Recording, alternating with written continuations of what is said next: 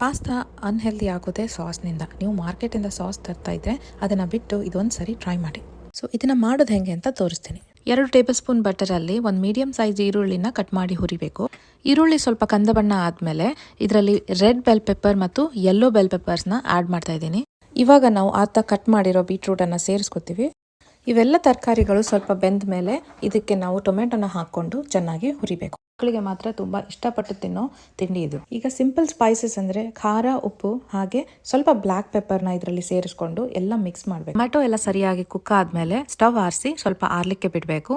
ಇದೆಲ್ಲ ವೆಜಿಟೇಬಲ್ಸನ್ನ ಒಂದು ಮಿಕ್ಸಿ ಜಾರ್ಗೆ ಹಾಕಿ ಅದರಲ್ಲಿ 1 ಕಪ್ ಪನ್ನೀರನ್ನು ಆ್ಯಡ್ ಮಾಡಿ ಸ್ಮೂತ್ ಆಗಿ ನಾವು ಗ್ರೈಂಡ್ ಮಾಡ್ಕೊಳ್ಬೇಕು. ಇವಾಗ ನಾನು ಇನ್ನೊಂದು ಪಾತ್ರೆಯಲ್ಲಿ ಸ್ವಲ್ಪ ಆಯಿಲಲ್ಲಿ ಕ್ಯಾರೆಟ್ ಹಾಗೂ ಬ್ರಾಕೊಲಿನ ಫ್ರೈ ಮಾಡ್ಕೊತಾ ಇದ್ದೀನಿ. ಇವಾಗ ನಾವು ಗ್ರೈಂಡ್ ಮಾಡ್ಕೊಂಡಿರೋ ಸ್ಮೂತ್ ಪೇಸ್ಟನ್ನು ಇದರಲ್ಲಿ ಹಾಕೊಳ್ಳೋಣ.